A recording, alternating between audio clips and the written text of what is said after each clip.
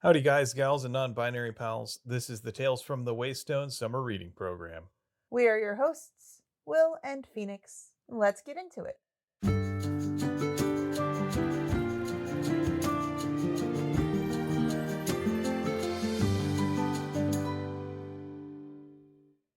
Welcome to the third installment of our look at Travis Baldree's Legends and Lattes as part of our summer reading program. He's just a little cinnamon roll, where we'll be reading chapters 9 through 14 of the book. All right. Short explanation. Each week we'll be examining a section of Legends and Lattes and figuring out what we can take from the text and apply to our real lives. We'll also take some time to focus on the for newest of the week, and then we will share a recommended thing of the week. Finally, we will wrap things up with 7 words from the book and 7 words from our own lives. Before we begin, let's get some disclaimers out of the way. First of all, we are in no way affiliated with Travis Baldree or his publisher, Tor Books. Second, our discussions naturally assume that you have read up through the end of chapter 14 of Legends and Lattes, which is coincidentally where I have stopped reading completely. I don't know anything that happens after this point. So if anyone's going to spoil it, would be Will.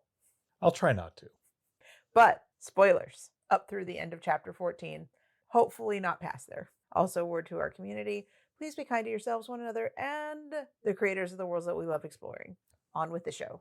So we start off on chapter 9 with the first day of free samples at Legends and Lattes. Man, at this point, Viv is just bleeding money. And I also think confidence. She's worried that people aren't going to like it. This is true, but she's also worried that she's made a mistake and or has placed her faith, I guess, in what is essentially an inanimate object that she's hidden under her floorboard. Yeah, it's a little weird and unnerving. She wants this so bad. She wants it to work. She wants to share what she loves. She has what I think is probably a little bit of imposter syndrome.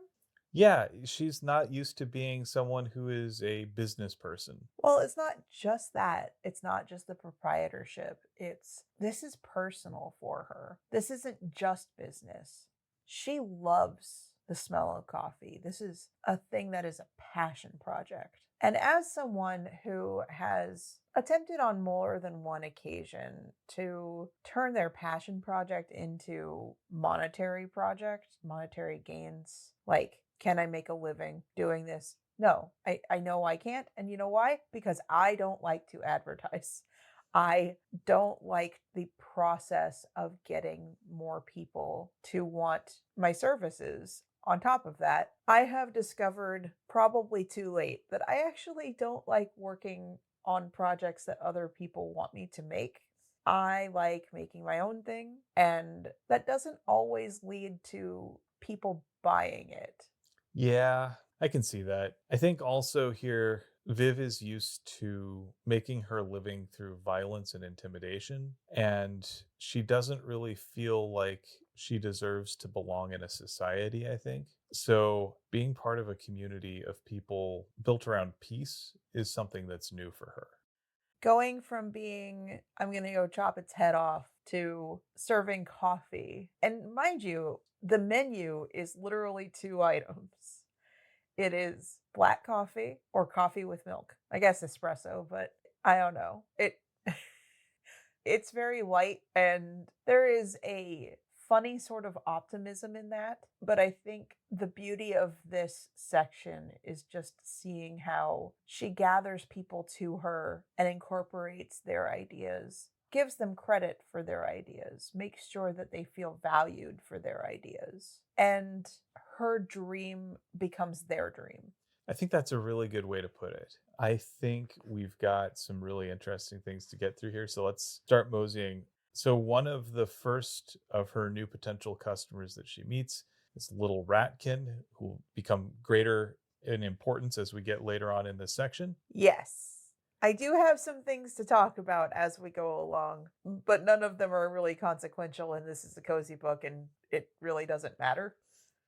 So, like, one of the things that she's starting to learn here is the rhythm of this business that she started. There's an initial, not quite rush, but a fairly steady bit of business in the morning. And then as people go off to work and go on about their day, things tend to die down. And then it picks back up during lunch. Maybe. And both Viv and Tandri find themselves getting antsy. Right. So I hate slow times whenever I'm working. I don't love like a massive rush, but I like the steady drip. Having to be chained to a place or a job or a task or at least a chair, whatever, without an immediate task at hand, or at least not one that I want to do or one that's defined, makes me upset because I would rather not soak up a paycheck doing nothing when I have a lot of other things that are running through my head saying, I would like to draw for 3 hours. I would like to read a book. I would like to practice guitar. I would like to do something else, but I am stuck here. And that's happened to me a lot where I'll get done with all of the things that I need to get done. And I am not necessarily the person who will make up tasks that are relevant to my job to keep working on. And I will feel guilty for working on things that bring me pleasure if I'm getting paid to sit at a desk. So instead, like my last job, I literally did research, quote, on other games, other mobile games, to the point of giving myself headaches instead of doing things that are like more fulfilling or just going up to my boss and saying, I'm done with all my shit. Can I please just leave and not, can I clock out? And I don't know, like, I'm not built for slow times. I tend to be able to handle the slow times a little better. I use that time to sort of just think on what's happened before, ideate on what I can do better, what we can do better process wise. I use it as an opportunity to socialize with my teammates and just to kind of use that as thinking time and discussion time. But not everyone's built that way. Also, a lot of times when you're working for someone else, you're at the mercy of what they think you ought to be doing or your perception of what you think that they think that you ought to be doing. So I'm always nervous to do things like socialize. Yeah. I find that, like, yes, I'm socializing with people, and 90% of the stuff that we're talking about is work related. I know, but 90% of the time that you're talking with them, if you're not at work, is also talking about work. It's what we've got in common. So But just after noon, they receive a new guest, a student from the Ackers Thaumic Academy, which is sort of the local wizard school. I do enjoy a wizard school that isn't written by a transphobe. Anyway, I think it's more like Unseen University from Discworld. that's fair.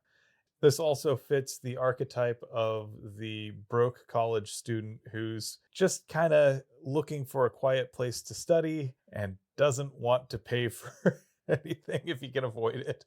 So, speaking of that kind of person, I have definitely been that kind of person, but not at a coffee shop.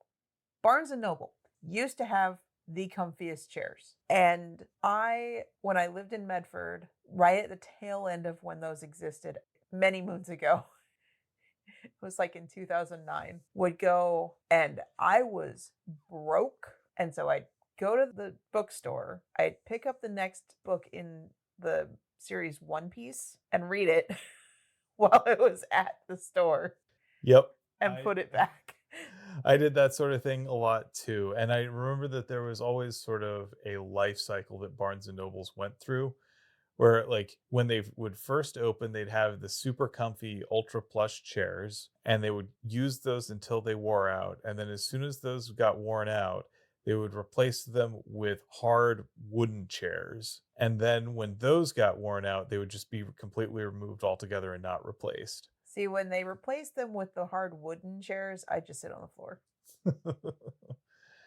But also, like, certain coffee chains have started removing comfortable chairs on purpose to try to make it so that people don't spend hours at their coffee shop, that they don't sit and take up space. And I kind of hate it. I actually kind of hate the way that Viv and Tandri treat this kid because I have been the person who does not have a lot of extra money to spend on frivolities or comforts even. And so he is kind of being harassed for not spending any money, for not drinking his drinks, for not, like, once they've bullied him into spending money on the drinks, and once they bully him into having a cinnamon roll, and like it kind of bugs me.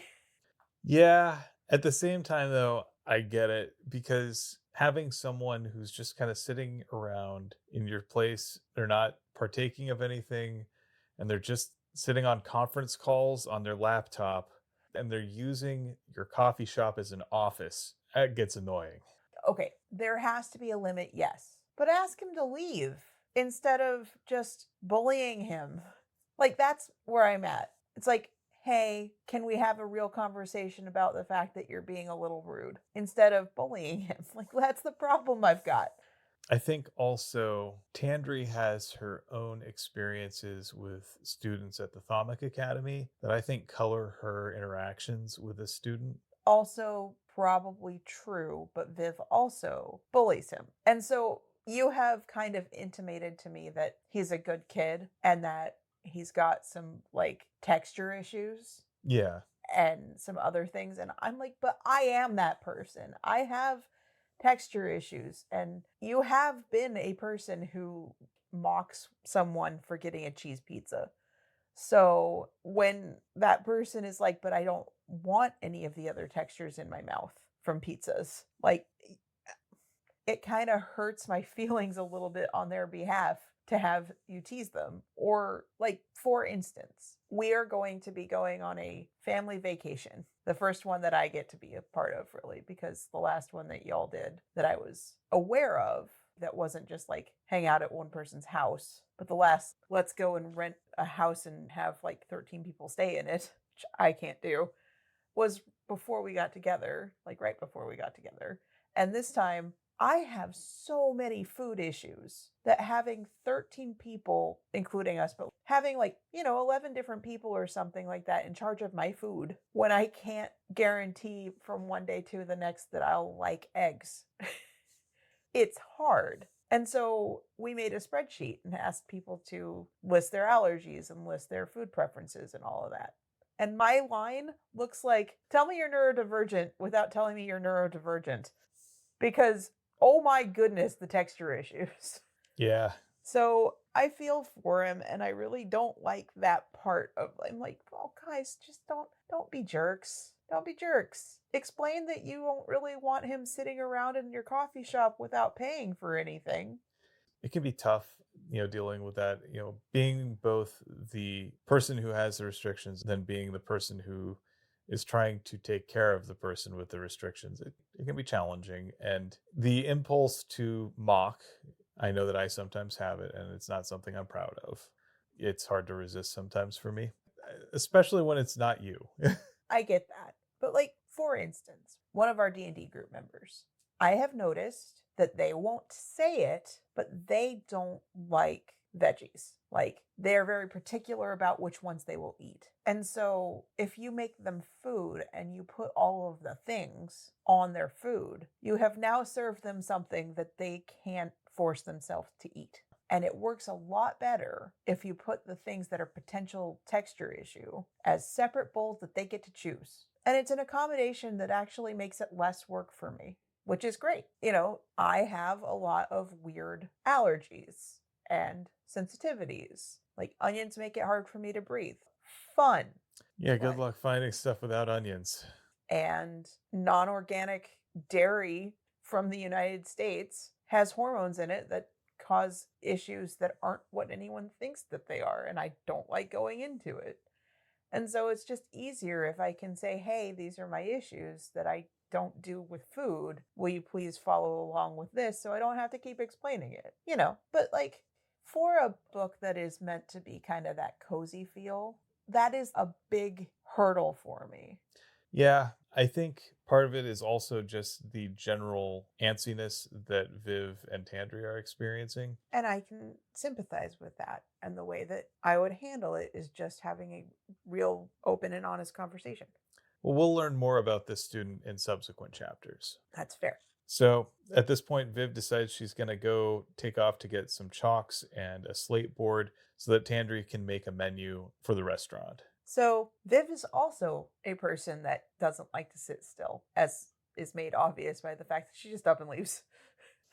But I think it's really cool that she's doing what she can to make sure that Tandri feels like she has choices and agency and is an actual participant and not just a peon.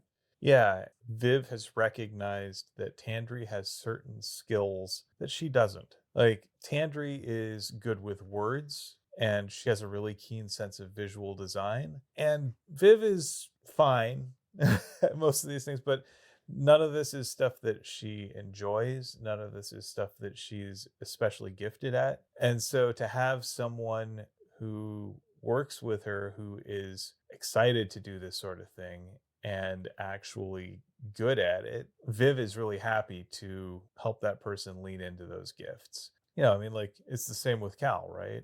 Cal is a really gifted engineer and builder, and Viv is handy enough to help out, but she doesn't necessarily have the strict know how to put together the entire project of how to build the stuff. So she's really happy to have Cal there to help her figure out how to get from point A to B, and she's able to lean into that. I think we see some of this with Tandri. And one of the things that Tandri brings up about the chalk menu that she really likes about it, and this is something that Viv hadn't even considered really, is that because it's chalk, they can easily add or change things on the menu. So they can workshop it a bit. They have some flexibility as opposed to what they'd have if they were having it engraved or printed or something like that. Depending on the process for printing, especially if it's like a printing press, it takes a lot of time and a lot of wasted effort and materials to do changes. Well, and this gives them that flexibility, and especially as they're starting out. And so she writes their 2-item menu up on the board and they put it above the counter, and problem solved. Job's done. Except the next day, they get repeat customers, all coming for the free samples. And some have brought friends, and there's more, and there's our little ratkin friend. And the thing that is notable about our little ratkin friend is that he's got flour all over him. Yeah, that's a weird thing for a rat. Ratkin. Ratkin, yeah, true. He's more person than rat. Yes, he's person. Yeah. And this gives Tandri enough confidence to say, okay, we can get them to start paying for it. And so she writes on the board, free samples today only. I think there's also something here about Viv's motives that are really interesting. Her motives aren't strictly to make money. Obviously. I mean, don't get me wrong. She wants to be able to have the shop be sustainable. Right. And I think that there is a huge difference between wanting something to be sustainable and having a drive to just squeeze money out of a project. And she wants it to be profitable enough that she can take care of herself. Mm-hmm. But at the same time, we can see that the thing that really tells her this is going to work is not the amount of coins or whatever. It's the number of people who are sitting with a mug of hot coffee, staring peacefully and contentedly into it and sighing with each sip. That feeling of peace and alertness and being just content. That's the feeling that she gets, and she is so happy to see that other people are experiencing it the way that she did. That's what tells her that she's made the right decision, not how much money she's making. It's that focusing on what this is doing for these people, for this community. I think that's kind of cool. So there's something to be said about having a project be self-sustainable and wanting to have a comfortable life. There's also something to be said about the fact that a lot of just very online people, let's just put it that way, very online people who complain that things are money grabs because people want to earn money. So when you look at a project that someone has crafted, let's say my little Nessie amigurumi, I guarantee you that the person who sold that to me underpriced it for the amount of effort and materials that they spent making it. They made it because they wanted to, but now they have extra things and they need to get rid of them, so they sold them at a loss, almost certainly, because I know how long it takes to make an amigurumi. It's a lot of effort, especially as you get bigger, especially as you have to pay for patterns and you have to pay for materials, and depending on what materials you use, so you cheap out on materials. And then it winds up being a pain in the butt because you've cheaped out on materials and people don't want to spend $150 on an amigurumi. But if it takes someone 20 hours to make that amigurumi and you're willing to spend what, $50 on it, it could have cost $50 in yarn.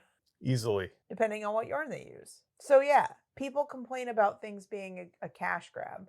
People complained about that a lot about the games that I worked on, right? Like, you get told that you're just trying to earn money or trying to get money. Of course you're trying to get money. People complain about Critical Role that way. Like, looking at what the company is worth and assuming that that means that all of the people that work there are rich, but they don't know how many people work there. Right. Like, in addition to all of the people that you see in front of the camera who are getting paid. Yes, because that is their job. You also have all of the people on the production side, on the operations side, the people who are working, maintaining all the partnerships and making sure that, if there's any sort of merchandise that is being delivered appropriately and fulfilled, it's being made, created, like all of that stuff that happens, it adds up. Right. But like, I think that there's something to be said about, of course you want to make money at your job.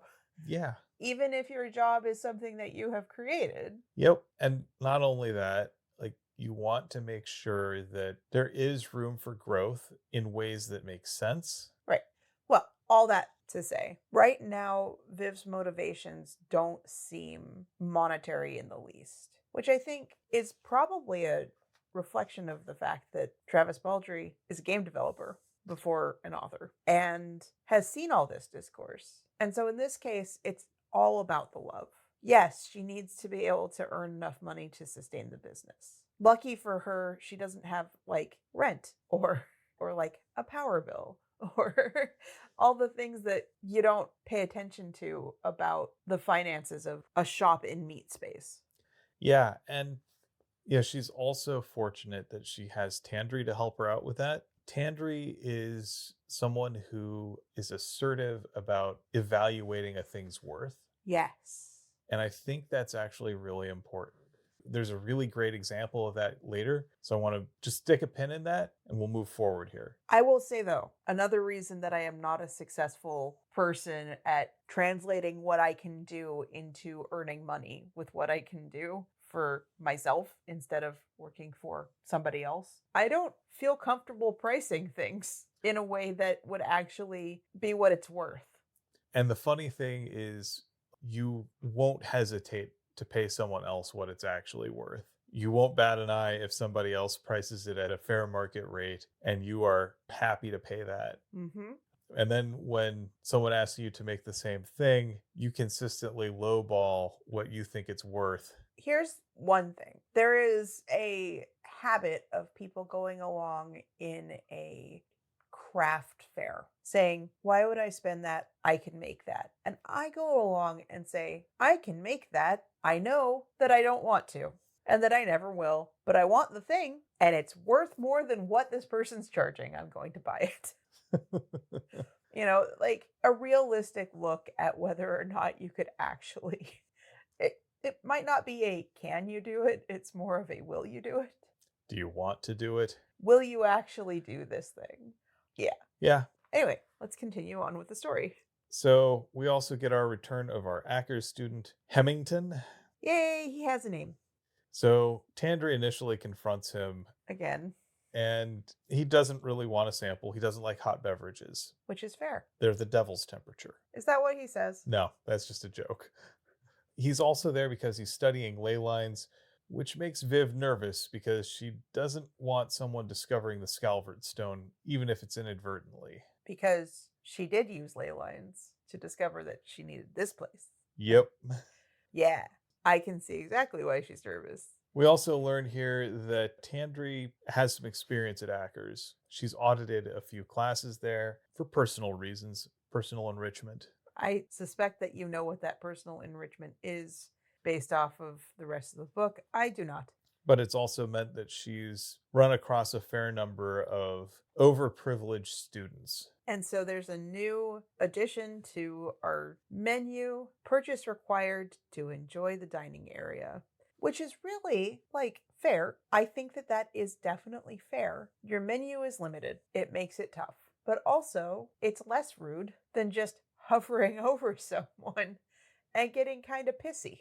Meanwhile, as Hemington makes to leave, he mentions it might be best if there was food available. And this is true. It would be nice if there were food available. This prompts Viv to do her best Cal impression. Hmm. Hmm. One thing about that, I have legit decided not to go to really good coffee places because they don't have food. Yeah, because I like to nosh on stuff while I'm having coffee. Yes.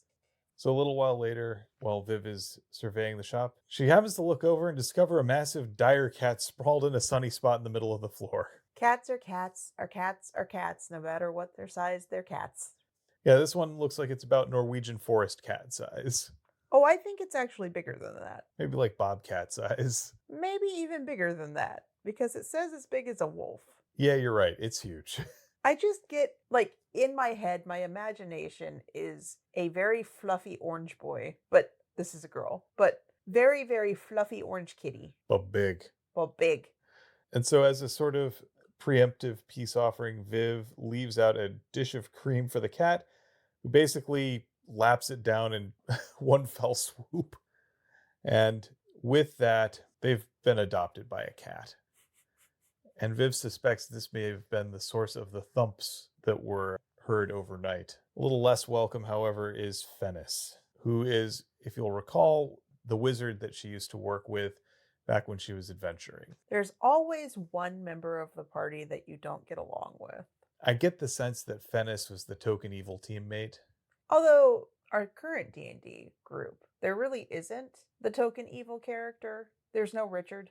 No, our team is pretty harmonious, but it's not uncommon to have that one team member that has a more flexible moral code. If anyone gets my Richard comment, I will be very surprised, and you should come and tell us that you did on Discord. Link in the description. And for a long time, Viv has been telling herself that it was just personality conflict. Two good people who just don't see the world the same way. As time has gone on, though, Viv has come to realize that it's really just mutual dislike. Like, I think Viv feels like Fennis is always condescending to her. Like, how does he look down on her when she is so much taller than him? Right. And, it's pretty clear that he doesn't respect her intelligence and that he doesn't appreciate her physical strength. But so he comes in to her shop, continues to look down his nose at her, like, oh, isn't this quaint? And then as he's finally leaving, Without ordering anything, by the way. he does say, it does indeed have the Ring of Fortune about it. And Ring of Fortune in the book is italicized. And Viv is just, ugh. I get the impression, though, that Viv's expressions are kind of like mine when I mess up when playing guitar. Pretty obvious. Yes. And it stands to reason. Like, Viv is reasonably intelligent. Oh, yeah. Fennis, whatever his faults, is also clearly pretty intelligent. So if Viv can figure this stuff out, there's a really good chance that Fennis will too. Yes. In D&D, question, are wizards whiz-based or are they int-based? Int-based. Right. So his int is his high stat. Yes. And as a reasonably high-level adventurer, he's probably got the 18 to 20 range, which is basically super genius. But he also acts like he knows that he's a super genius, which is... ugh.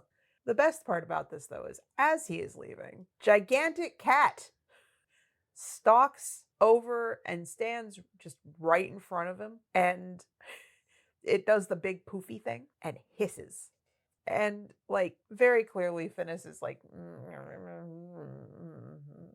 don't like this, and does his best to be snooty about it still, but he does vamoose. And it's here that we officially discover that the cat distribution system works. Cats do tend to choose their owners. They choose their people. Right. No, oh, yeah. They're no owner. Yeah, no one owns a cat. No one owns a cat. You are owned by a cat. We are owned by our cat. Ever since he climbed up your shoulder when you were trying to put him away. Yeah. He picked us. And just as this cat, who they dub Amity, has picked Viv and Tandri. So let's move to chapter 11 here. Well, before that. Yeah. Right at the end of that chapter, Viv just kind of nervously goes back over that poem about the Scalpert Stone. She's got it written down on a folded scrap of paper, and it's in her pocket, and it's kind of like a little security blanket. Well nigh to Thaumic line, the Scalpert Stone of Fire draws the ring of fortune, aspect of heart's desire. It's a beacon of sorts. Yeah, and one that she's not 100% sure works, and she feels like maybe she's cheating a little bit by using it, but at the same time, she doesn't have any better ideas. So let's move to chapter 11. So this is the first day of paid drinks, and at first Viv is really nervous that people aren't going to want to pay for this. This is one of those cases where she's happy to be wrong. Yes. There's quite a few of the people who stopped by for free samples earlier, including our little cinnamon roll. Yes. Also Cal. Yes. Of course, Viv won't take money from him because, she values him as a friend and partner. He's helped her build this literally. Without his know-how and skill, this would still be a stable. So, thinking on the need for food, Viv's got an idea. She's noticed that Ratkin, who's showed up a couple times now, has a little apron, and he always has a cloud of flour about him, which means he probably knows something about cooking. Or at least baking. True. So Viv asks this Ratkin if he might have any ideas for something that would work from a food perspective. He introduces himself as Thimble, and he basically says, tomorrow. He's got an idea. So in the afternoon, there's only two patrons, Hemington, who purchases a coffee that he doesn't drink, and then someone from Tandree's past, Kellen, who also doesn't spend any money. He's given off some major incel vibes. Oh my goodness, does he ever. So I don't know a whole lot about what happens after the part that we've read for this particular episode, but I do know, spoilers, some things that are like a lot of cozy fantasy, at least recent cozy fantasy, is also quite queer. And I get vibes. And as much as I've tried to avoid things, I also get the impression that Tandre is not interested in him. Yes, you are correct. For reasons. Many reasons. But for one specific reason. I think that's at least one of them. Yes. Anyway. So Kellen is there not just to be a creepo, he's also there as a messenger for the Madrigal, who we have heard referenced before. Because the Madrigal is the one that's trying to do a shakedown of the entire dang neighborhood. Yeah. Back a little bit. I have been hit on at work, at the school that I used to go to, by a student that was in a class I TA'd for. Oh, I remember that guy. Yeah, he came down to the front desk and he hit on me while I was at work for the school. And I'm just like, I just got married. You're very cute. And I understand how Tandre would just be like, no. And also how Viv would just be like, shoo, I don't need your money, go away. And that's, I think, the right way to handle an incel. Yeah, it also doesn't hurt to have a dire cat like Amity around. Then, of course, Tandre and Viv decide, if Amity's going to be around here, they should construct a cat bed for her. Which, of course, she will never use. Such a cat thing to do. And then the next day, Thimble returns. He's got his idea for food. It is a cinnamon roll the size of someone's head. Or Viv's fist. Viv's fists are the size of some people's heads. She's an orc. I know. There is something to be said for a cinnamon roll fresh out of the oven. Oh, just so soft and moist. And then you have the sweetness. Pillowy. The word that you're looking for is pillowy. Yes. It's got the spice, the sweetness. It's got just the right balance of things. Oh, man. So good with coffee because coffee's bitterness just offsets all of that sweet. Cinnamon rolls are literally the only thing that I will regularly bake. Yeah. You make sweet rolls every year for Christmas, and they're not always cinnamon rolls, to be clear. Sometimes they are lemon lavender rolls, or sometimes they are orange cardamom, or we've also done Nutella and strawberry. They're always delicious. I want to do kind of an apple pie version, but because I have kind of perfected my make cinnamon rolls that rise to the size of someone's head, I will have words when they go to describe how this is made.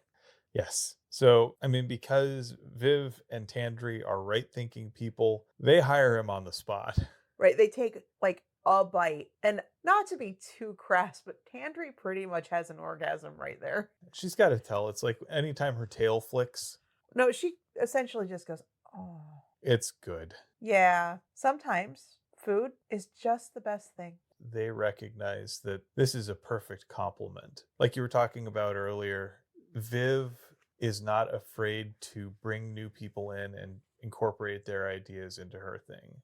She's not stubborn about, no food or anything like that. She's not stubborn about my way's the only way. She knows that the only reason they don't have food is that she can't really cook. And so, yes, while they're eating their cinnamon roll, she goes and says, okay, I'm going to hire you. And then looks at Tandri and just goes like, how much should I pay him? So again, with Tandri being a full-on partner in this, like trusted person in this, she determines Thimble's wages, and the next day Thimble reports for duty and has a list of ingredients and takes Viv around to all of the places to get all of the stuff. I'm so glad we have actual shopping, like supermarkets. Do I think that the ones in the US are, generally speaking, kind of like suburban areas, like actual grocery stores? Do I think that they are a little gigantic and over big and over much after having been to grocery stores in Amsterdam? Kinda. There's a lot of choice, or at least the illusion of a lot of choice, and a lot of stuff. And it can take hours to just do a regular grocery shop. But at least you're gonna find it in all one spot, all one building. And in this particular montage of we have to go to a bunch of different places in and out of the market, including certain people's homes, because the spices are particular and rare and only available in certain places. That just seems like a whole lot of extra work. Plus, also, Thimble needs some chef's tools. If you get that reference, please join us on the Discord. So they go back to the shop and Thimble gets to work. And before too long, we've got that pleasant aroma of baking cinnamon rolls just wafting. Yes. This is where I have a mild issue.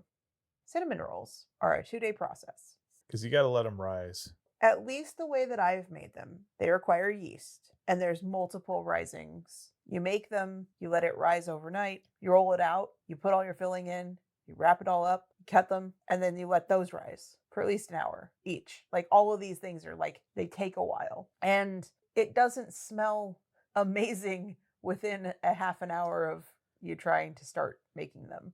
It does seem like he's using baking soda to help with rising agents instead of yeast, but at the same time you still have to give them time to do this, and so that's a problem. But just the description of it is like in much the same way that I don't think that Patrick Rothfuss started out as a musician, and I'm not sure how much of a musician he actually is, writing about music and an understanding of music that he doesn't have intrinsic. I feel like maybe Travis Baldree isn't a baker. I think that's probable. And so it's vibes, which is fine. I actually am okay with cozy fantasy being vibes, but this is a thing I have knowledge of. And by the way, if you want to see what my recipe is for making cinnamon rolls or making whatever kind of rolls, I have a recipe that I do plan on putting up on our Discord in tandem with this episode coming out.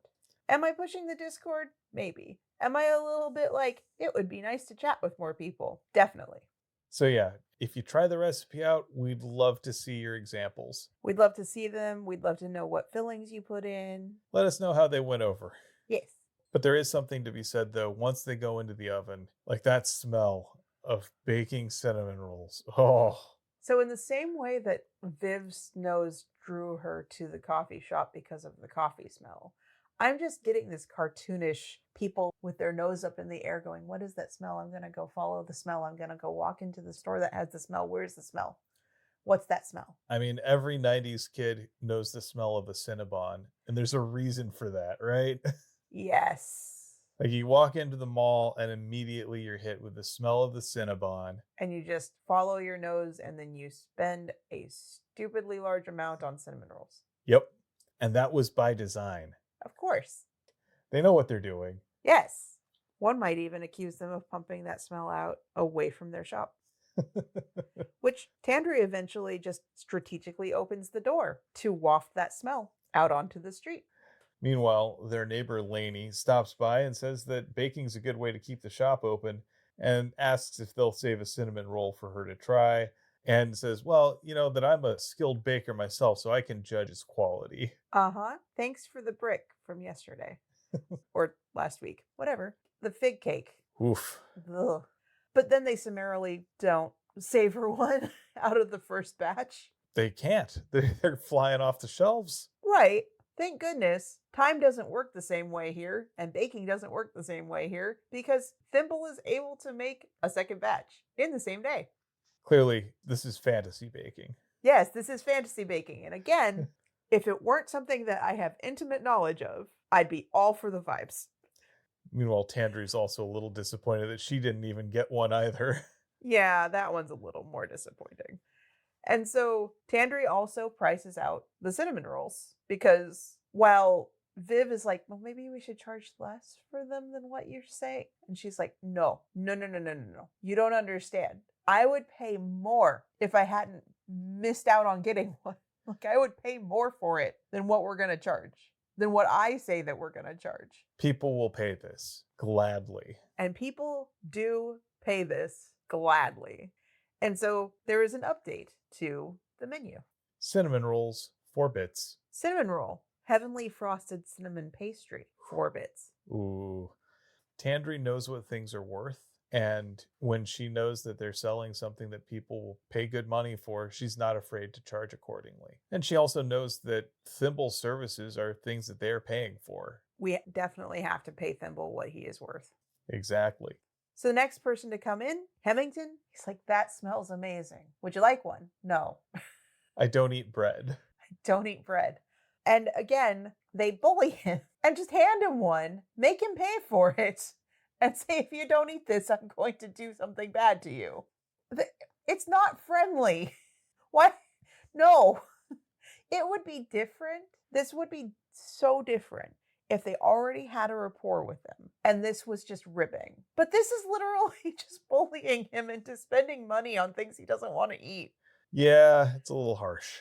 I don't like it. Like, I do definitely sometimes have a relationship with a friend where it is that borderline harassment of each other for the effect and not for realsies. Oh, yeah. Because, like, I have 2 friends who are shorter than me, and I got to go to a bookstore with one of them, and the book she wanted was on a high shelf.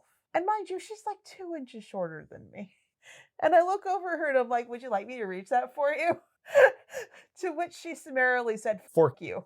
Yeah, that tracks. So let's move on to chapter 13.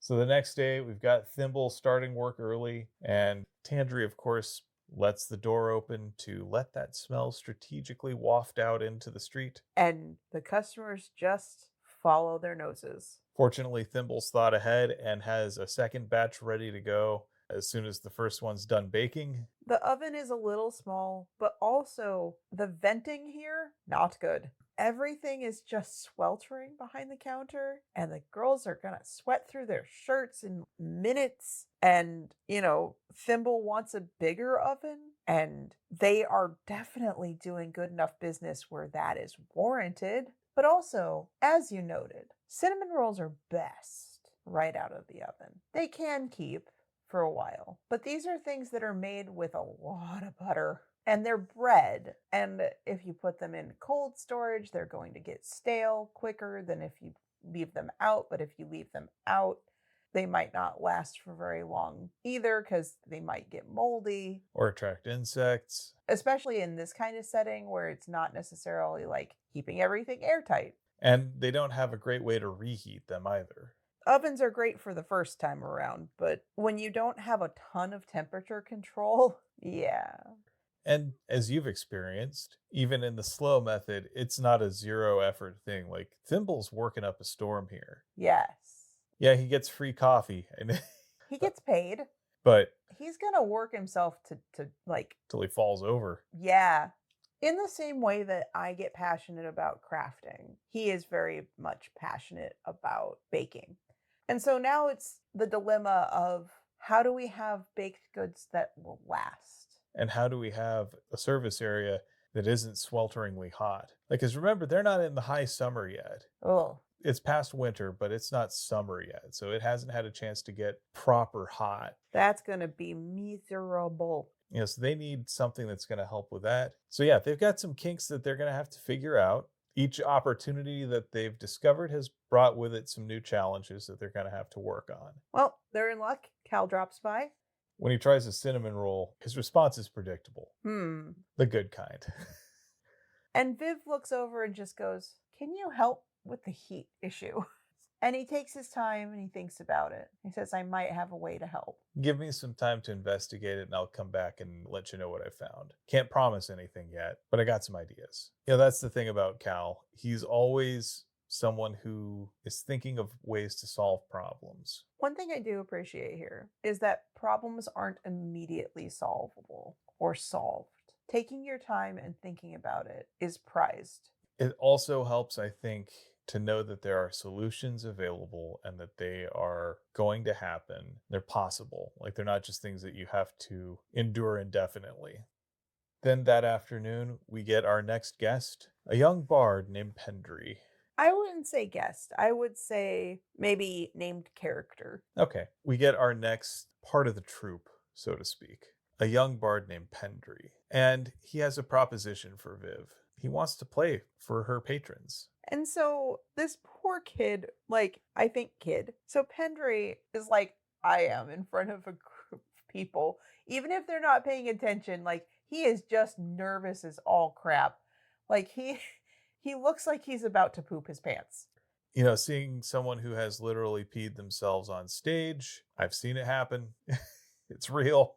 This is someone who does not like to speak. He wants his playing to do the talking for him. I shake when trying to do things like play in front of an audience. He would like it if playing in front of the audience didn't involve an audience.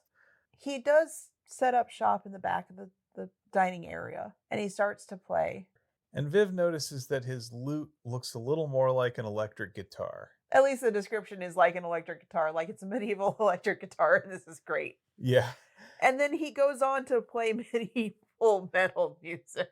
Yep. I get the sense that he's kind of like a high fantasy Eddie Van Halen. And while he's playing, you can see that he's getting lost in it. Like, all of that nervousness melts away as he starts to play, but he's just playing really loud.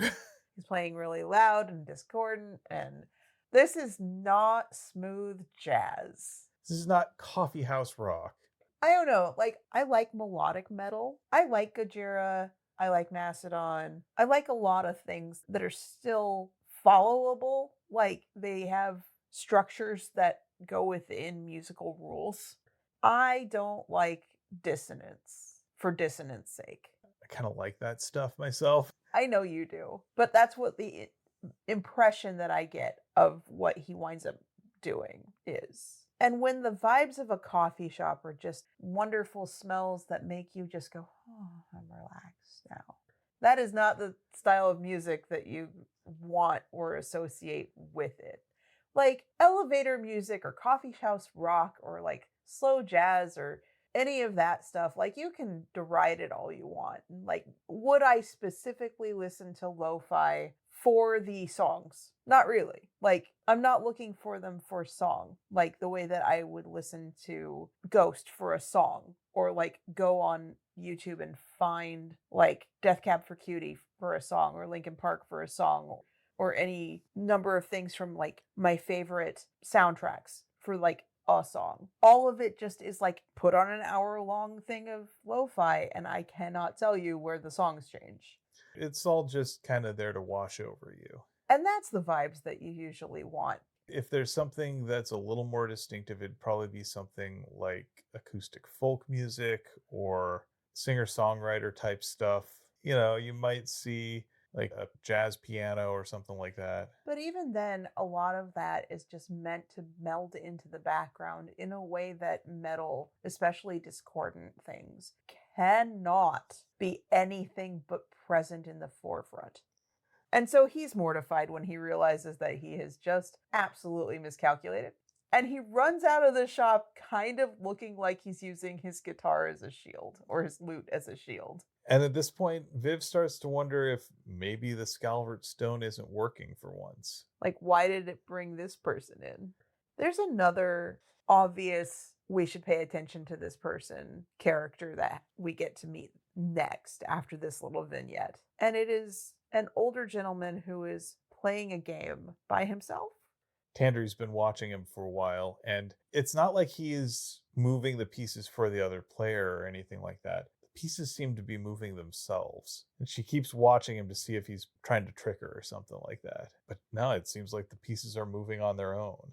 But if nothing else, Amity seems to like him, and Amity is a pretty good judge of character. So we have seemingly out of nowhere met Hell's own bard and a chess playing phantom, to quote the book. But all of the day's oddities kind of just go out the window when two gate wardens crowd through the door to buy out the rest of the rolls. And it's a good problem to have when you run out of the thing that is popular. You never really want to be stuck with the leftovers. Especially for consumables. Exactly.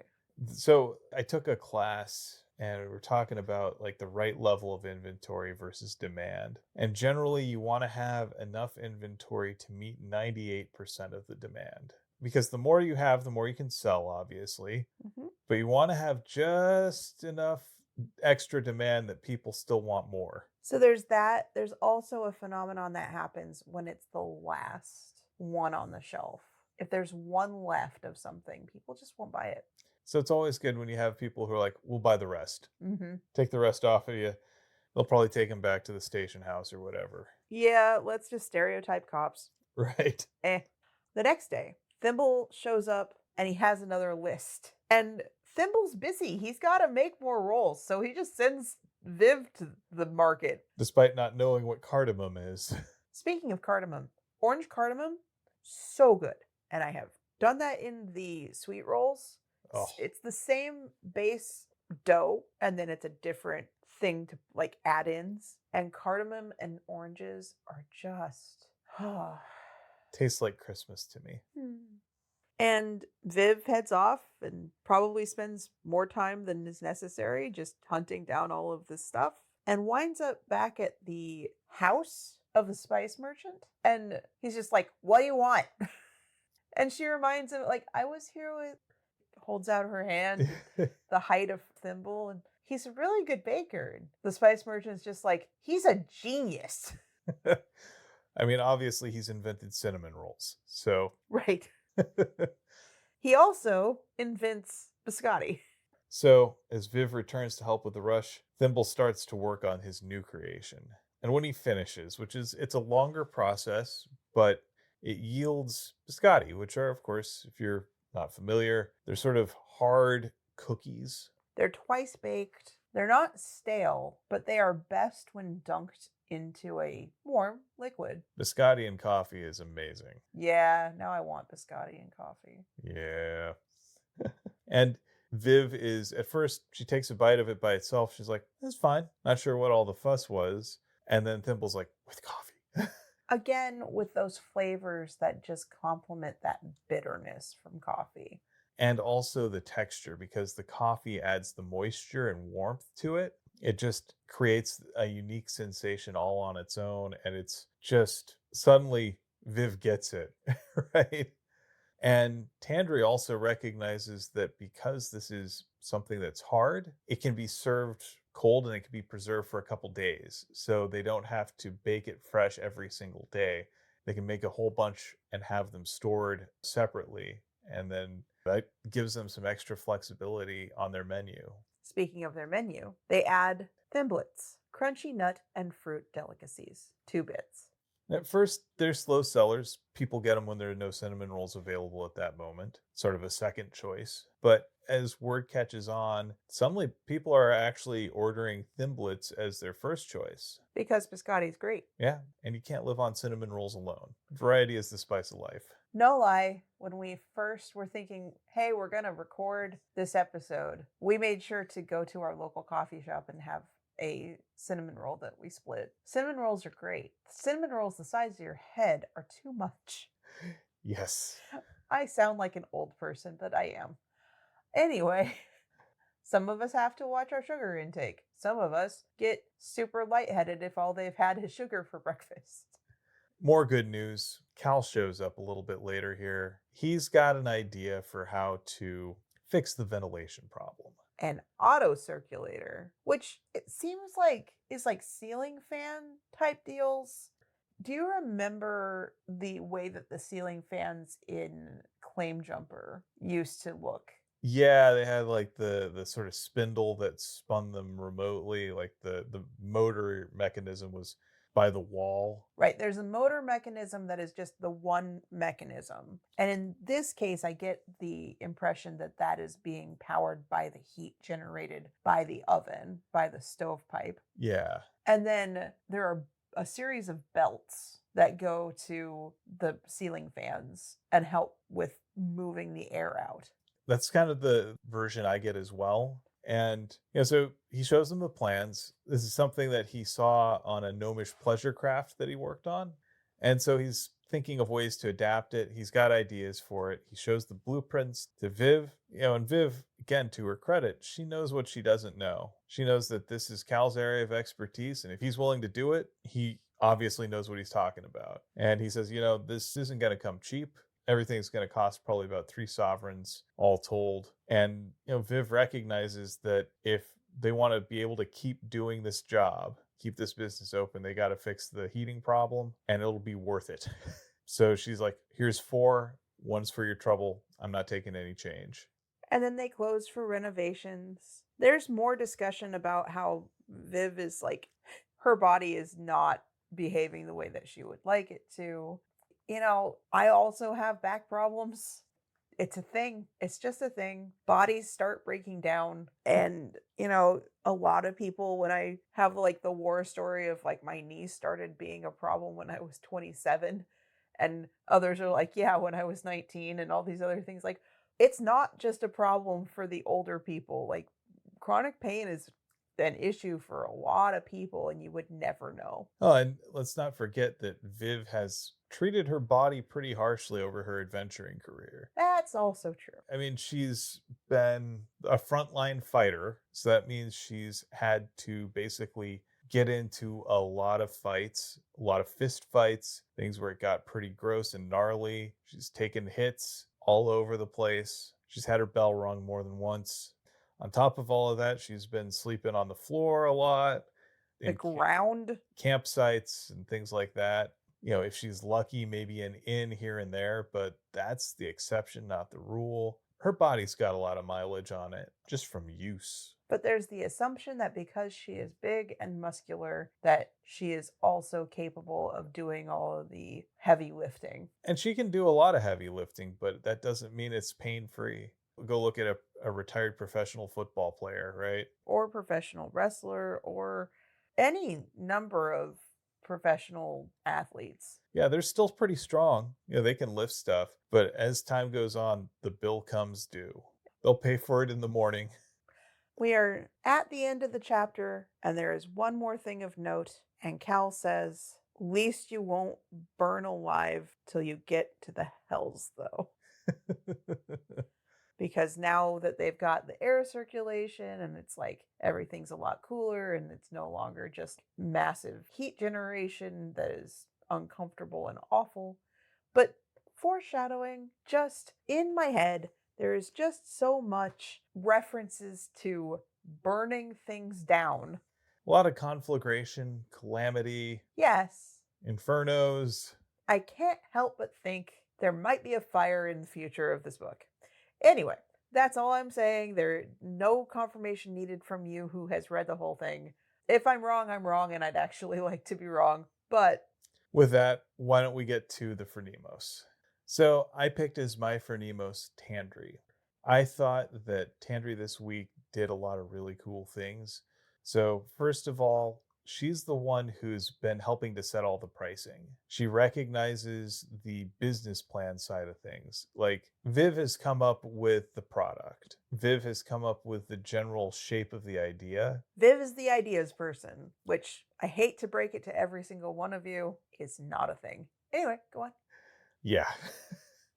And Tandri has been a smart hire because Tandri is able to figure out the price at which these are profitable, which will make their business sustainable. And she's recognizing that they don't have to lowball for everything. She also knows how to get people to try things. We kind of take coffee for granted in our society. You know, there's a coffee shop on pretty much every street corner in the United States, whether it's Starbucks or some other local shop. Yeah, we kind of conveniently forget that there are a lot of factors that are going to make coffee scarce in the future.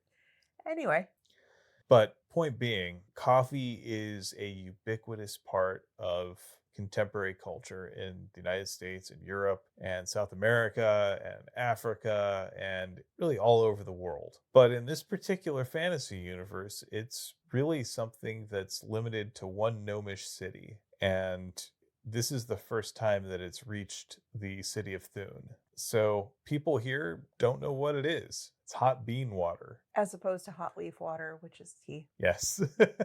And Tandri, is adventurous enough to try it and quickly realizes, yep, there's something here and I know how to sell it. So she is the one who says, okay, we're going to do the free samples so that people know what they're getting into, get them a chance to experience it the first time.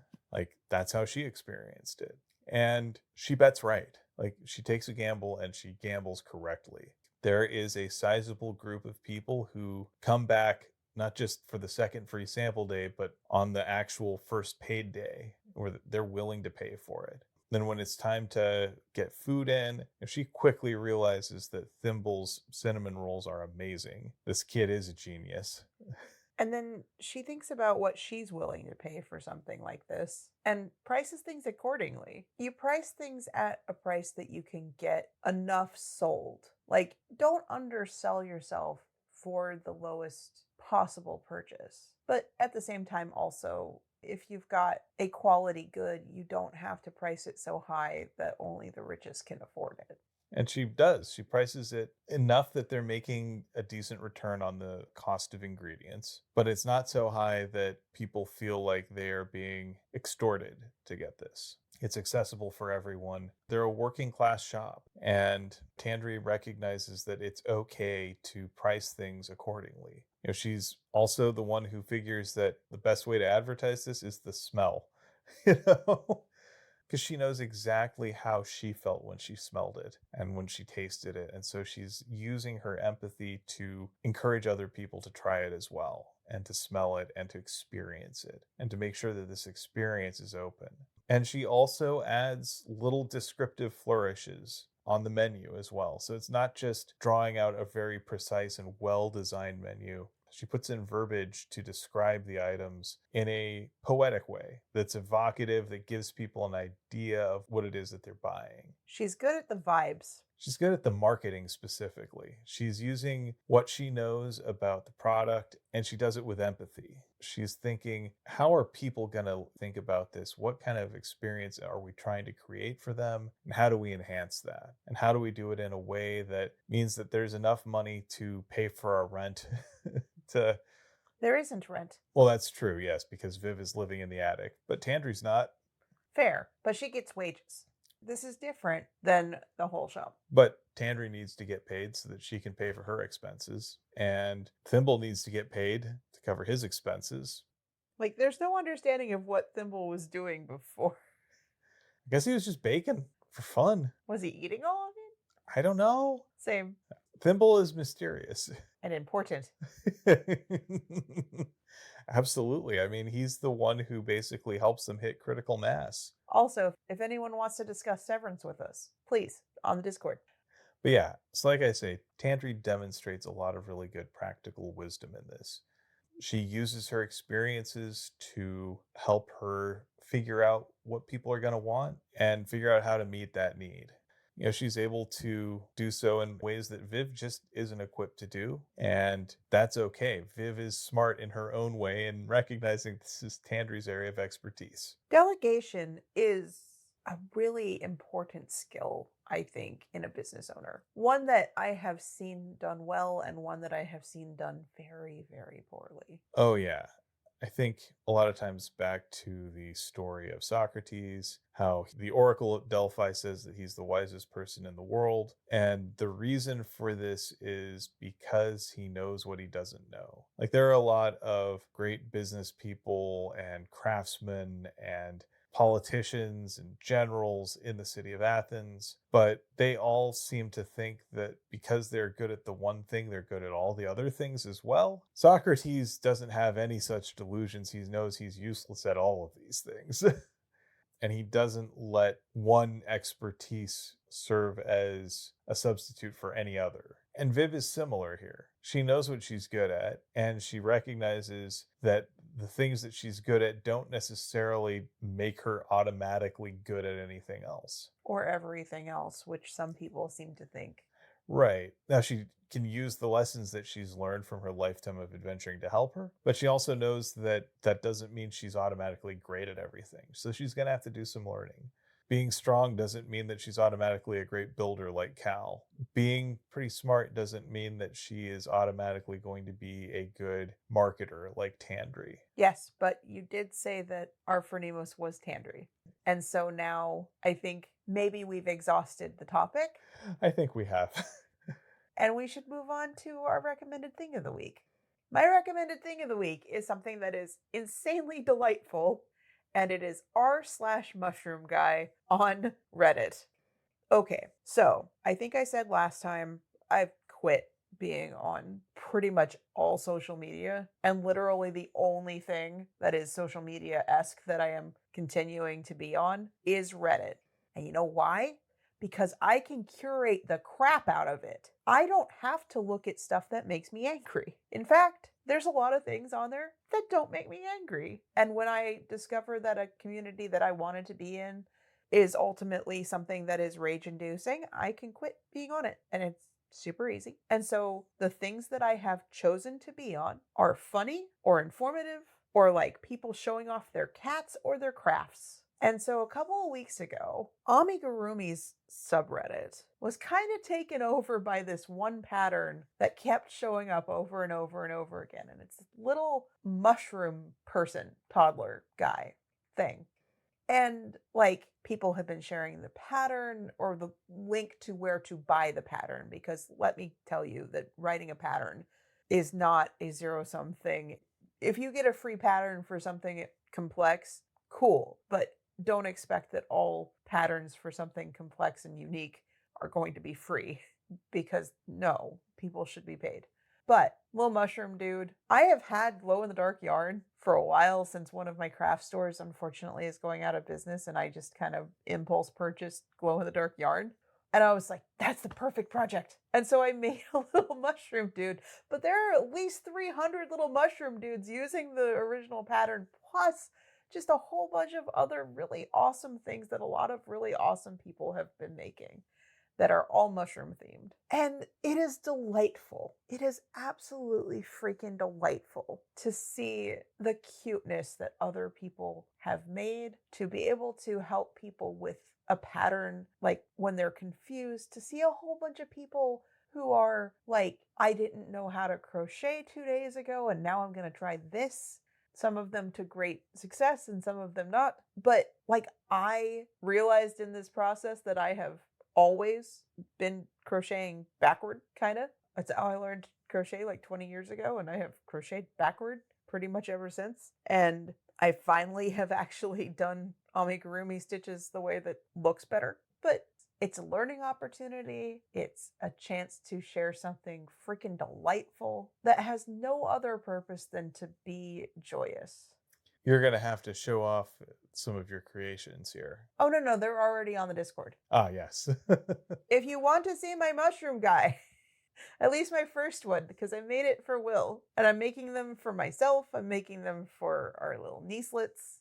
I'm sharing art and creations on the Discord. I would love to see your art and creations. It's just the world outside my door is seemingly, in terms of politics and news, raining down just a deluge of Shirt. The least I can do is fill my eye holes with delightful stuff. There's a Trent Reznor quote that's been going through my head. That's art is resistance. So the forces that are at play, they're trying to remove our ability to take joy in things. They're trying to make our lives miserable. And so the act of finding a small little bit of pleasure, even if it's just a crocheted mushroom, dude, that's resistance right there. That's rebellion and saying, I'm not going to let them control my life. I'm not going to let them steal my joy. I'm not going to let them steal just something that's purely pleasurable. I'm not going to let them control that. They don't get to control that. They don't get to have that. And so I think that there is kind of a punk rock spirit in all of that. So I'm here for it. Punk rock mushroom guy. Yeah. Well, with that, I think it's time for our 7 words. I had the words from the books. I had a number of options. So here's what we've got. Do you take cream in your tea? Not saying I'd pay by the mug. A promising start. That's all so far? So I used to be an absolute purist on the tea without putting any cream into any of it. And I still feel like putting cream into like green tea is sacrilege, or white tea generally. But sometimes, depending on what it is, sometimes for black tea, sometimes. Yeah, it's a traditional preparation for some teas. Especially if you're British. Yeah. Anyway, other things we got. Well, better isn't the word I'd use if you decide to expand the menu. Let's see about repeat customers first. You're the angler, I guess you'd know. Purchase required to enjoy the dining area. Perhaps if there was something to eat. I only wanted to deliver my congratulations, Viv. Still some kinks to work out, though. Why not a chess-playing phantom? And then the one I actually picked was, also kept the stray dog population down. All right, say that without the weird accent. Also kept the stray dog population down. You still had a weird accent, but not as thick. Well, it was written with a weird accent. Or a Scottish accent, which isn't really all that weird. Okay, Scottish accents are not that weird. Your interpretation of a Scottish accent. It's also taking place in a high fantasy universe where it could just be a completely unique accent all its own. It could be, but you didn't write it, so you don't have the actual, like, whether or not that's true. You're just headcanoning it. That's what we're doing anytime we read a book, though. We're always imagining how the characters look, what their voices sound like, what accents they use. All of that is something that we bring to it. And that's one of the pleasures of reading a book. And talking about books with other people is always an exercise in seeing how their imaginations may differ from yours. There isn't a canonical right answer for any of this. And it's always fun seeing where those things differ. As someone who is oftentimes a victim of dyslexia when it comes to things like reading descriptions of people, yes, but I usually don't say anything because if I think to myself, that seems wrong, it's probably wrong. And with a lot of this stuff, honestly, if it brings you pleasure as you read it, it's okay. Yes, but I'm keeping those as inside thoughts. That's fair. So you had words from life. What'd you pick? Okay. So, my 7 words are, we are definitely not getting mochi donuts. We definitely didn't. We definitely did not get mochi donuts. Okay, backstory. A couple weeks ago, we went off to hang out with some of our friends in the great up north of greater Seattle area. And we wound up having to change venue to one of our old haunts, which is a small mall that used to be like Geek Mall combined with International Food Court Mall. It still has like the very cool food court full of all sorts of different ethnicities food. And instead of the Starbucks that used to be there, there is now a, I believe, Korean corn dog place. So first off, that sounds amazing, too much for me, but amazing. They also serve mochi donuts. And so our friends got us a couple. And because our friends got us a couple, we did not get a dozen to take home. And I've been saying it's probably a good thing that they don't have mochi donuts in our area. Turns out they do. So Will found where they totally don't have mochi donuts, and we totally didn't get mochi donuts because we totally didn't pick a dozen mochi donuts off of a list of things that sound absolutely amazing, like matcha strawberry and Earl Grey and ube and some of these other flavors that I'm just like about. Totally didn't bring home a dozen of them. Totally haven't been noshing on them for the last week. Yeah, I believe the words I used were, "I have bad news. There's a mochi donut place nearby, and these are some of their flavors." Yeah. For anyone who didn't pick up on the sarcasm, we totally got mochi donuts. Anyway, with that, I would like to thank you for potting with me. And thank you for potting with me. And thank you for listening to Tales from the Waystone Summer Reading Program. Join us next time on Tales from the Waystone Summer Reading Program when we look at chapters 15 through the end of 19 of Legends and Lattes. We'd like to thank our friend Shawnee Jang for our theme music. And Travis Baldree for creating a world that we've enjoyed exploring. Audio production, editing, and let's just face it, the only social media I'm on is Reddit, courtesy of me, Phoenix McCullough. And writing and project management, courtesy of me, Will McCullough. If you would like to help support us and have the means to do so, please join us on our Patreon, patreon.com/waystonepod. But really, we just would love to talk to you, so come join our Discord. There's always a link in the description. Yeah, it's a lot of fun. We try and keep things lighthearted. Also, right now, I've gotten way more into reading than I have in the last forever, it seems. And while my goal was like, read 10 books this year, it is the middle of February, and I have read a total of 6, and I'm in the middle of the 7th one, and it feels so much nicer to just actually sit down and read. Amazing what getting rid of Facebook will do. It is nice to actually make time to read for pleasure. I'll say that. And, instead of just kind of mindlessly scrolling through streaming services or whatever, just picking up a book and curling up and reading has been really nice. And mind you, Legends and Lattes is not being counted toward my book total. That's for work-ish pleasure. This whole thing is about bringing us joy. So anyway, join us over there and talk books, talk geeky stuff, talk theories about whether or not, Foth is going to burn down the archives with the candle because he's stupid. I don't know. Well, as always, here's to one more day above the roses. To one more day above the roses. Ding!